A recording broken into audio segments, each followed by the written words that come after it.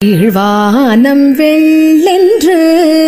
எருமை சிறு வீடு மேய்வான் பரந்தனகான் மிக்குள்ள பிள்ளைகளும் போவான் போகின்றாரை போகாமல் காத்து உன்னை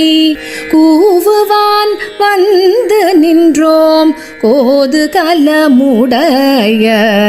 பாவாய் எழுந்திராய் பாடி பறை கொண்டு மாவாய் பிளந்தானை மல்லரை மாட்டிய தேவாதி தேவனை சென்று நாம் சேவித்தால் என்றாராய்ந்து அருளேலோர் எம் பாவாய்.